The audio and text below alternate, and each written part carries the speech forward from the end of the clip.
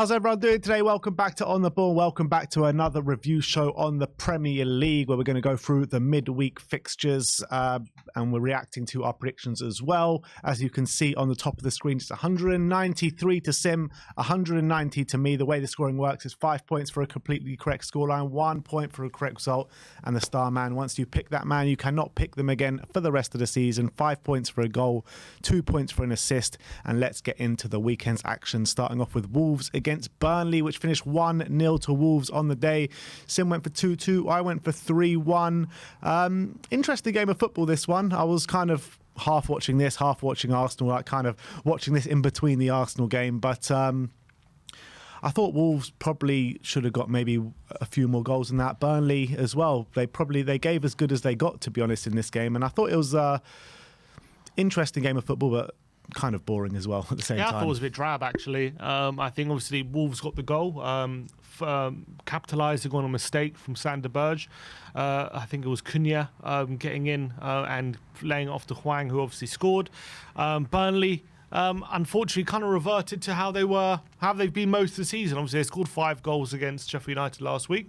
But in this one, again, huffed and puffed and didn't really have enough quality to blow Wolves' house down. Wolves had a couple of chances on the break, but it was really just that one big chance they had, I thought, which obviously they scored from, and just relied on their good defensive ability to hold Burnley at arm's length, and that's what they did. I thought Wolves were fairly poor in the game, but in terms of Burnley, Koleosho gets injured, a bad injury in the first 20 minutes, and I think that did hold Burnley back a little bit in this game, and it's a big miss for them. He's going to be out for a while, so I do kind of fear for Burnley in the next few months without him, because he's been a real danger man for them. But Wolves, as much as not playing well, you got to give them credit for getting the 3 points and keep the train moving, because Gary O'Neill's doing a really good job there. Yeah, good win. Next up is Luton against Arsenal, which finished 4-3 to Arsenal at Kenilworth Road. Both of us going for 2-0 to Arsenal, so a point on the board each for this one. I don't know where to start with this one. I mean, it's a crazy game of football. Luton just would not go away in this game. Massive mistakes from David Raya in the Arsenal goal. I think on another day, if this game finishes up for like 4-1 to Arsenal, no one's really asking any questions. I just feel like Luton just kept being given gifts to get back in the game from the Arsenal goalkeeper, to be honest. And I think Arsenal were by far the better side, to be honest. Yeah, I think especially in the first half, I know the first half ended 2-1, but Arsenal obviously well on top. And Luton got a header against the run of play, and then Arsenal went back ahead with a goal from Gabriel Jesus. I thought they were playing some really nice football and they were well in control. And then, to be fair, I did think Arsenal started that second half sloppily.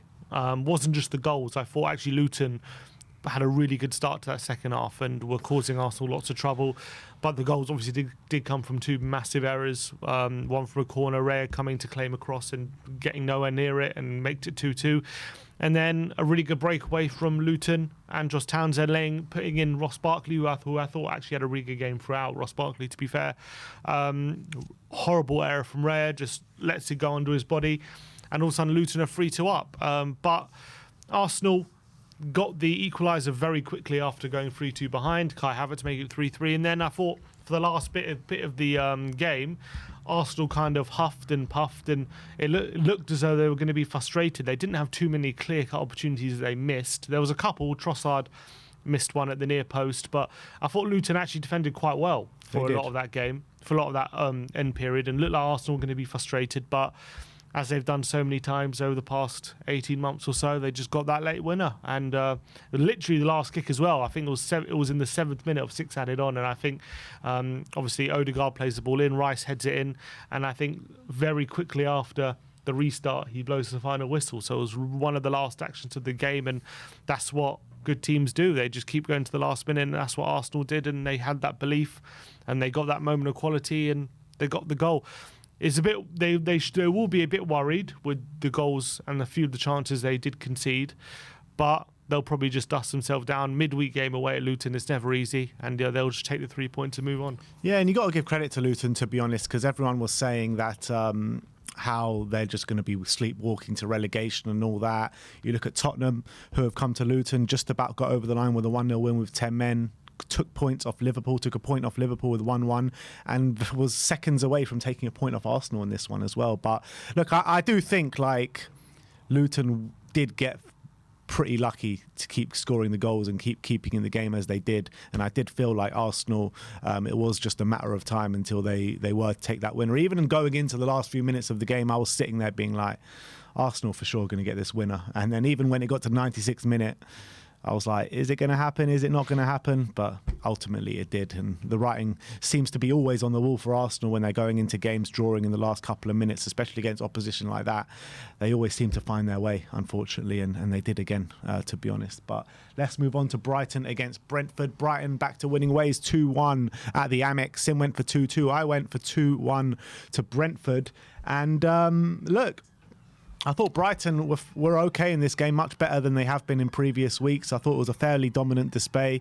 The goal that Brentford did get was a penalty, and I never even heard of this player that got the winner for Brighton before the game, but Jack Hinshelwood is his name. 18-year-old. 18-year-old, but yeah, fair play to him. They just keep finding these talents, don't they? Yeah, look, they do. Obviously, they've got a lot of injuries, and they're giving young players opportunities at the moment, and obviously he got the winner.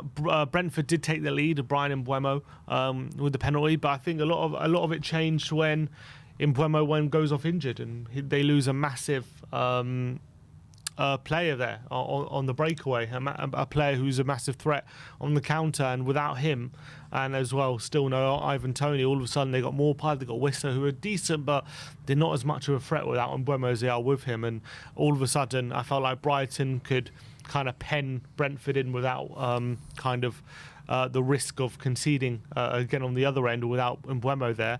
And it led to Brighton making that pressure pay. Pascal Gross getting a goal and assist on the day. Again, really good performance from him. Nice goal on his left foot for the first one, and a good assist dink to the back post for Hinshelwood for the second one. And unfortunately, Brentford just had no reply. Just had a severe lack of quality without their two-star forwards on the pitch, and it led to a frustrating day for them. But good win for Brighton. And again, we know they play good football, and they just got to be thankful that Brentford didn't have their main weapons available. Otherwise, they would have been exploited a bit more. Next up, Crystal Palace against Bournemouth, and the Bournemouth train keeps on rolling as Iraola's really getting a tune out of them now. 2-0 to Bournemouth at Selhurst Park, with a really impressive result for them. Both of us going for 2-1 to Bournemouth. And look, first of all, Crystal Palace have got to be worried in the form they're on and the trajectory they're going on at the moment with Roy Hodgson. Nothing seems to be right at the moment. They can't seem to pick up results for love nor money. Bournemouth, on the other hand, after a really bad start to the season, they're on really good form now, picking up some really impressive victories. So credit to Iraola for picking that up. Yeah, and he's really turning things around now. I think they've got 13, I think it's 15 points out of a possible 18 now for Bournemouth, I think it is at the moment, or 13 out of a possible 18, which, considering where they were, is fantastic. They're starting to really get consistent results, even made a few changes. And, Kiefer Moore comes on late and scores a second goal, sealing the win. I was watching bits of the game, and Bournemouth just seemed to be in total control throughout the game. And Palace didn't seem to really have an answer to what Bournemouth were offering, and they just played such better football. And it's got to be so disheartening for a Palace fan watching your team at home to a team like Bournemouth, and you're not even troubling them, and you're getting dominated. And and if anyone looking like they're going to score, it's going to be Bournemouth, and that's got to be so frustrating. And there were apparently boos at the end of the game. Someone threw a plastic bottle at Hodgson as well when he was walking down the tunnel, which you don't like to see. But I think that's so uncalled for. He's an old man, man. I know, it's ridiculous. Alone. It's ridiculous. Why that's, you should never be doing that. Of course, it's horrible. But I think that's just a symptom of the frustration Palace fans feel about where the club is going. It's just they're sleepwalking through the season, basically. Nothing to be excited about. They're not even playing good football. I think if you're going to have someone like Hodgson, the least you can expect is to play at home to Bournemouth and really give them a good game, and they couldn't even do that. So I can understand their frustration, where their club is heading. And also Bournemouth's like the complete opposite at the moment. They're on fine form. Iraola's got their team playing a really good brand of football, which is exciting. And I think he's really found a good formula with Kluivert, Semenyo, Tavernier, Solanke. That's like a really dangerous didn't even play in this game. And Tavernier didn't play, I thought he was. He's been brilliant in previous weeks. Such a threat he's been for Bournemouth, and I was so surprised when he didn't play, and they're still getting the results. So 3 points off 10th now, Bournemouth. Yeah, unbelievable. really is unbelievable for Iraola. And I was questioning sacking Gary O'Neill and bringing in Iraola. And I was trying to say, like, look, if it ain't broke, don't fix it. Because I thought Gary O'Neill did such a great job for Bournemouth last year. But they seem to be better than ever at the moment. They're playing very well. Obviously, it's about keeping up this form. It's all well and good having a good spell of form, but if they don't keep it up, then, they could find themselves sliding back down the table again. But at the moment, brilliant stuff. And I'm really impressed with them. Yeah, moving on to Craven Cottage as Fulham battered Nottingham Forest by 5-0. I went for 2-0, Sim went for 1-1, so I gain a point for this one. And we're talking about Roy Hodgson being in trouble. I mean, Steve Cooper is in under a lot of pressure at the moment. They seem to be just getting battered in every game as it progresses. It kind of seems as like he is a bit of a dead man walking, and they do need a bit of a change. To go to Fulham and lose 5-0 is uncalled for, no matter who you are, to be honest. Fulham, they haven't seemed to be getting a lot of goals all season. They haven't been playing well all season. They've been getting a few results at home, fair enough, but to lose 5-0 to Fulham is just nowhere near good enough. Yeah, 100%. Fulham have been a team that have been struggling in front of goal recently. Although, 3 goals at Anfield and now 5 on the weekend, so maybe they're starting to get their scoring touch. Jimenez was at his first 2 goals of the season, I think. Raul Jimenez, or maybe he's got one before that. Yeah, but, I think he's got 1 or 2 before that. So maybe he's starting to find his goal scoring touch again, which everyone would be delighted to see. And to be fair, if they can get Jimenez back on form, there's nothing to suggest that Fulham can't really turn things around. And to be fair, now after that win, up into 12th, only 1 point behind 10th as well, so not even far from the top half at the moment, Fulham. So fair play to them. Iwobi on the double as well. He's been in quite good form recently, so fair play. But I think the big story, is coming from Forest and Cooper.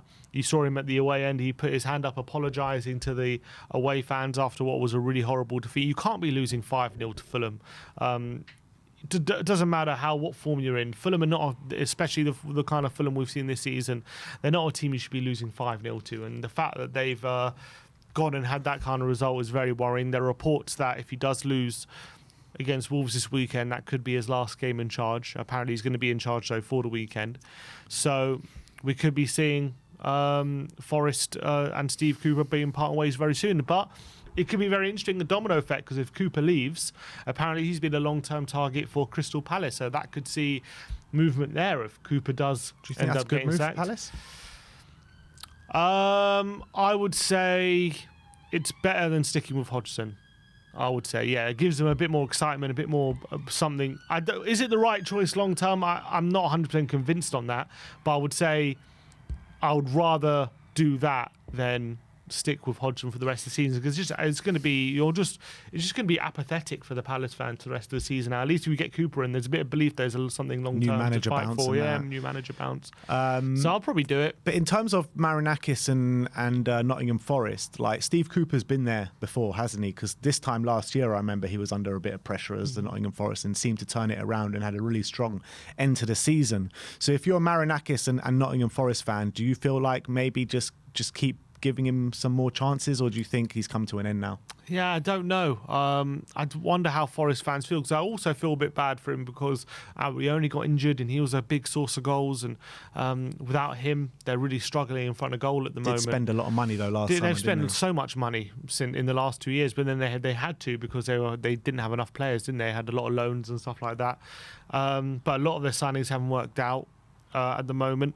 Would I stick or just? I probably would stick, because I just think he knows the club and he's been here before, and I think he can probably turn it around, and I'm sure he still can get the players back on side. But I'm not a Forest fan. I don't know what they've put up with over the last this season. If it's really gone flat, or the players stopped playing for him. I haven't watched Forest week in, week out, so I can't really say. But from an outsider, I think I'd want to just give Cooper a few more chances before going. But then again, they're only 4 points off the drop at the moment. So a few more bad weeks, they could find themselves in the relegation zone. Yeah. Let's move over to Bramall Lane as Liverpool beat Sheffield United by 2-0. I went for 4-0, Sim went for 3-1, so we both get a point on the board for this one. I was actually quite disappointed with Liverpool in this game. I thought they didn't put on a great showing. They had to call off the likes of Mo Salah, and I think Diogo Jota also went off early, or was it Gakpo? I can't remember which one, but they made early changes. Darwin Núñez came on and flattered to deceive once again. I do give credit to Sheffield United and Chris Wilder's first game in charge. I felt like they defended quite resolutely throughout, but I think the quality did just shine through in the end with the superior talent that Liverpool do have. But maybe some encouraging signs there for Sheffield United. Yeah, I think they'll be proud with how they played and restricted Liverpool. I would say in the first half as well, a couple of really good chances. I think McAtee and Archer will be very disappointed they didn't do better with the chances they got. But after that, they did struggle to really hurt Liverpool, to be honest. And obviously, Liverpool took the lead from the corner. Good corner from Trent and Van Dijk putting it away, making it 1-0.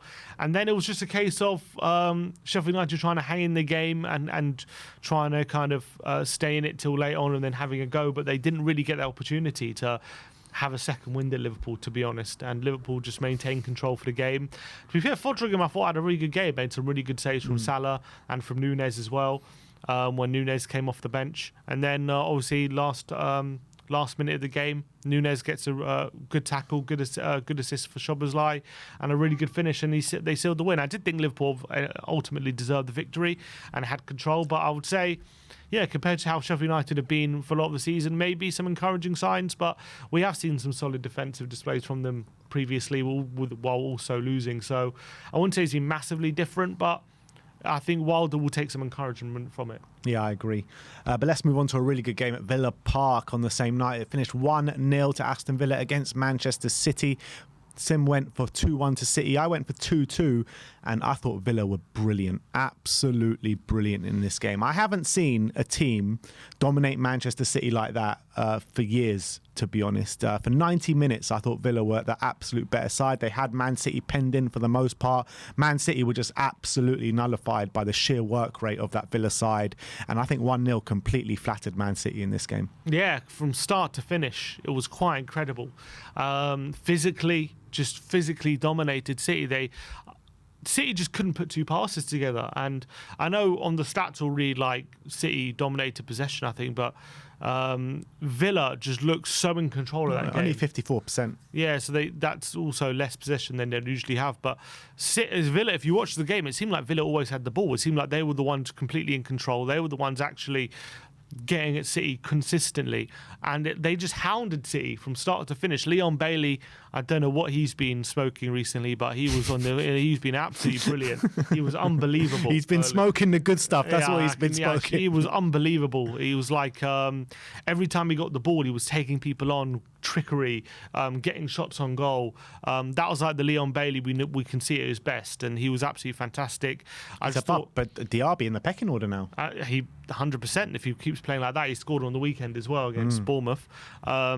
Brilliant midfield as well. That midfield was so aggressive, didn't give City a second to breathe. I thought McGinn was really control. good. McGinn was brilliant. I thought Kamara and Luiz were outstanding. Yeah. The defence as well. I thought Pau Torres' passing gave City so much trouble.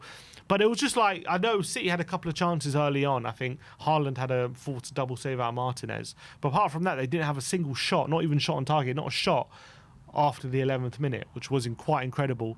And it was pure dominance. And I know Villa have this amazing home record. There's now 14 wins on the trot at home. I really thought it was at risk of coming to an end in this game. But, on that evidence, why can't they just go and win every home game from now to the end of the season? I mean, it was just it was amazing how they just suffocated City. I've never seen them like that.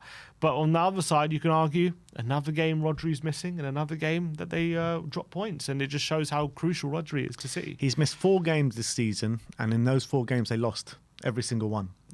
So you got to say, we always talk about Man City and about the plethora of options that they do have, and they can have injuries and it doesn't affect them. But we've actually found the one injury that does affect them now, and that is Rodri. It's a massive miss for them. But aside from that, Rodri's been fit for the last 3 games, and they haven't won in the last 4 games. Now, Manchester City, and I can't remember the last time I've sat here and said that about Man City. So are they stumbling at the moment? Are they going to get back to their best? Are they going to challenge Arsenal for this title? What's going on? They will. They're you have to believe that. No, they will. Every year we have this talk about City, always around this time as well. Oh, what's going on? They don't look the same, all this kind of stuff. But they find a solution. They turn it round. They always get back to their best. I've got no doubt. And you got to remember that you talk about they haven't won in 4 games, but they've had four very difficult games. I know it's Man City and nothing should be difficult for them, but the games have been Spurs, Liverpool, Villa, and what's the other game that they drew? I can't remember the other game, but not easy games is my point. And Chelsea away 4-4, which maybe okay. You could argue that was probably a game they should have won, but yeah. But you look at it, the form Spurs are on, they probably should have been beating Spurs. The form that Chelsea are on, they probably should have been beating Chelsea. Villa, fair enough. And what was the other one? Liverpool, fair enough for Liverpool as well. But they didn't lose those games to Spurs. They drew. It's true. And also, both those games was last-minute equalisers from the opposition. But they've conceded right? 7 goals in those 2 games. Yeah, they did concede 7. But I'm just saying, there was not like they've been drawing to like Wolves or Fulham or like Luton or something. They've been drawing to good teams. Well, they did lose to Wolves this year, but yeah, I know. But I'm saying, okay, point. Fair enough. But I'm saying the recent form. I'm not saying they've have easy games where you're completely shocked by the results, apart from maybe the Villa game. So look, they're having a bit of a tough time of it. I'm certain that in 5 weeks' time we'll be talking about them back on form. Hope so. Let's move on to Manchester United against Chelsea. 2-1 to Man United on the day. Sim went for 2-2. I went for 3-1 to Chelsea. How wrong were we? Because I thought there were pretty much only one team in this game, to be honest, and that was Manchester United. Credit to them after a bit of a turbulent few weeks for them. Ten Hag looking a bit lost. They've dropped the kind of poisonous players with Marcus Rashford and co. They've brought in Anthony on the right-hand side, and I thought they were much better off for it, to be honest. It seems like that lazy kind of edge to their game that we've seen over the last couple of weeks, especially in that Newcastle game, had gone in this game, and I thought they were well deserved of the 3 points. Yeah, they were well on top of Chelsea for most of the game. Although what I would say is in that first half, it was very open, very end-to-end in that first half, and United missed a penalty, and they had chances to score. Sanchez had some good saves, but you have to say the chances Chelsea missed were ridiculous as well. Jackson and Sterling had a 2-on-1, which he squared it to Jackson. He missed. Mudryk had many opportunities to punish Man United, and he just couldn't pick the right options, and his finishing was terrible. So it wasn't all just completely one-way traffic, but I would say in the second half it mostly was. Obviously Chelsea United the lead through McTominay. Chelsea equalised through Cole Palmer with a nice finish. But second half, it was completely one-way traffic. It seemed only a matter of time before United scored. And McTominay, again, is really turning into a goal-scoring midfielder this season. I think 5th goal of the season for him. So fair play to McTominay. Turning into a bit of a number 8, really, this season. Really good play from him. And it was completely dominant. And it looked like Chelsea had lost their legs. It was actually classic Chelsea, second half, not really having the same energies they do in first halves. And I think that came out as well. But for me, the one player I want to pick out is Garnacho, because he seems really in great form. He's their best player. He's one of the most exciting players I've seen for Man United in a long time. Just the way he takes people on, his fearlessness, relentlessness as well. And he's showing that quality he's got a really good assist for the second goal. And he just seemed to... And there was one moment he completely had Reece James on toast a few times that second half as well. Got such exciting a dribbling ability, and he just has this kind of fearlessness that just makes him so exciting. He is a bit raw, but it seems as though he's still very young. Obviously, what is he, 20? The more game time he has, this guy's going to be a top player. Yeah, I completely agree. I've been so impressed with him, not just in this game, but in recent weeks as well. He's one of the ones in that front line for Man United that's standing up and saying, look, I'm here, I can create chances, I can score goals. And he's coming through for the team. And, you compare that to the likes of Marcus Rashford. What do you do? What do they do with Marcus Rashford now? Because he just doesn't seem interested whatsoever. No energy on that football pitch, lazy football, lazy tracking back. Ten Hag has dropped him now on the back of signing a new 5-year, 4-year contract, whatever it was, at 350 grand a week. What do they do with him? Yeah, it's a great question, because they can't start him on the left right now. Well, Garnacho's in this kind of form, and Rashford's in his kind of form. And whenever he's put in another position, he seems to spit his dummy out and says, I don't want to play here, this is my position. And the body language when he's in those positions is terrible. And it seems like he doesn't want to be on the pitch. So At the moment, you just can't play him, I think. And so if that continues for the rest of the season, I'm sure there'll be question marks for him about where he wants to be honest. And it's like you've got a situation with Marcus Rashford now, massive wages, long contract. Jadon Sancho, massive wages, long contract.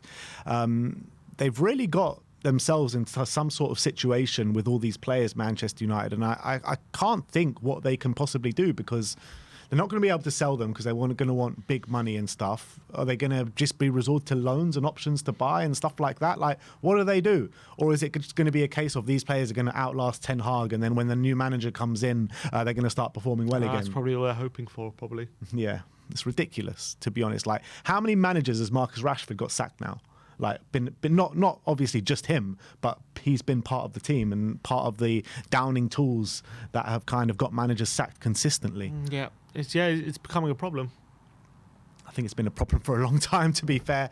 But let's go over to last night's football. Everton 3, Newcastle 0 at Goodison Park. Sim went for 1-1. I went for 2-1 to Newcastle. And you know what? You got to give massive credit to Sean Dyche and the Everton team for the way they're going about their business at the moment, because 10 points deduction, but that didn't faze them whatever. They keep getting the results. 3-0 at home to Newcastle. Very, very impressive for this Everton side. It took them a while to break the deadlock, but once they did, they just got 3 goals in quick succession. Newcastle, on the other hand, when they're at St James's Park, you're like, wow, what a good outfit, performing really well. But away from home, they just don't seem to be the same team at the moment. Maybe it is due down to the injuries and, the youngsters that they keep having to play. But, if you're Newcastle, you've got to be a bit worried about that away form. Yeah, it seemed to be a bit of a soft touch away from home. I think that's the most concerning thing for them. And I think they against Everton, they were just way too easy to concede chances against. And Everton just seemed so much more up for it, so much more energetic, and they bullied Newcastle, to be honest. But even before the goals in the second half, it was all Everton. They were the ones missing the chances. They were the ones who were on top. Calvert-Lewin missed some presentable chances from set pieces. Everton were dominating. Not to say that Newcastle didn't have some chances as well. They did, but they were more few and far between compared to Everton. And then Trippier makes a few mistakes late in the game, which is uncharacteristic of him. Seemed a bit leggy, to be honest, watching those highlights back, and those mistakes he made did seem a bit leggy in those moments. And maybe it's a consequence of they just can't drop him at the moment. He has to play every minute of every game because of the injuries they have, and they rely on him so much as well for chance creation, all that kind of stuff. But they got the 3 goals at the end, and that one also player I want to shout was Dwight McNeil, because I think that's 2 goals in 2 games for him. And obviously he was a great player under Sean Dyche for Burnley, and it seemed as though last season Everton didn't know what to do with him really, but I feel like Sean Dyche is really getting a tune out of him at the moment, and 2 great goals in his last couple of games, and maybe he's starting to show what he can do in an Everton shirt finally. In terms of them and their relegation candidates, you're looking at them compared to like Nottingham Forest, Luton, Burnley, Sheffield United. They look like a class above, don't they? Yeah, they're in brilliant form, absolutely brilliant form. You take away the deduction, they'd be 10th. Yeah. That's where they should be really at the moment, which is incredible. They'd be above Chelsea right now, which is mad to think about. And also considering, I think they lost their first 3 games of the season, didn't they, Everton? They had a really poor start, and the form they're in now is brilliant. And now it seems as though that home form is starting to match their away form as well. They're starting to get those home performances, so that'll be really crucial as well. It's keeping. I think they're going to stay up pretty comfortably, even with the deduction. It looks like. So you're bumping up Sean Dyche in the manager tier list now. Yeah. I mean, he's doing a great job, I have to say. Yeah, absolutely. But let's move on to the last game of the midweek fixtures, which was Tottenham against West Ham, which finished 2-1 to West Ham at the Tottenham Hotspur Stadium. Sim went 3-1 to Spurs. I went for 2-0 to Spurs. And you know what? At half-time, my prediction looked about spot on, to be honest. I think Spurs... They dominated in that first half, but we just couldn't create those clear-cut chances. I felt like Brennan on the left, Kulu on the right were really frustrating. They were getting in good opportunities to cross the ball, but they huffed and puffed and just couldn't blow West Ham down. We got a good goal from a corner, Coutinho Romero with a nice looping header. But for all that dominance and possession Spurs had, it just wasn't good enough to create the clear-cut chances that we needed to create. And, 2 poor defensive errors from Spurs let West Ham in that second half, and West Ham take the 3 points in a very, very frustrating night for Spurs, where there was no excuses to lose that. Yeah, and fifth game in a row we've taken the lead and failed to win, which has got to be really record, frustrating. Apparently. Yeah, it's a Premier League record, never happened before. Must be very frustrating for Ange Postecoglou for that to happen, and also the manner of the goals conceded from Spurs was atrocious, especially that second one, just gifting West Ham goals where they didn't even have to work hard for them. They just were handed to them on a plate. And considering how hard Spurs had worked to get the lead and to create the chance at the other end and to try find moments of quality, to just gift the opposition goals like that so easy is always going to make it hard to win games when teams are camped in their own half and making it difficult for you. So Tottenham played good football again, but nothing to show for it, and that's a worrying trend at the moment over the last few games. Look, Spurs still have lots of injuries, and it's a frustrating time for them. But they got to find a way to start getting results, because they can't continue to just keep giving away cheap goals and not creating enough good quality opportunities, and that's what's happening at the moment. Yeah, I mean, when you're looking at the form that Spurs have been on, obviously Romero's missed the last 3 games, and I felt like we've been done well in kind of midfield with the options that we've had, like with Lo Celso and Kulusevski in the last 2 games. I'm not too sure why Ange changed that and put Højbjerg in the middle. I kind of understand why he brought out Bryan Hill, but I just felt like we missed a lot of that creativity from the middle that Kulusevski was giving us, and essentially he was pushed back out to the right-hand side. Brennan was on the left, and they just didn't give us enough for the game to create the chances that we needed to do to win the game. Yeah. It was very frustrating. But let's move on to the star men. Sim went for Hwang Hee-chan. Unbelievable form this guy's on. 8 goals this season. Only 1 behind Heung-min Son, his national team compatriot, which is crazy to think about. He's really on the form of his life, so he gets 5 points for that one. And I had Darwin Núñez, who came off the bench for Liverpool to grab an assist to get that second goal to seal the win at Bramall Lane. So we finish off on 201 to 197, 4 points in it going into the weekend's fixtures. We'll be back later on for another episode for you guys where we'll predict all the results that will happen this weekend. But thank you everyone for joining us today, and we'll see you next time.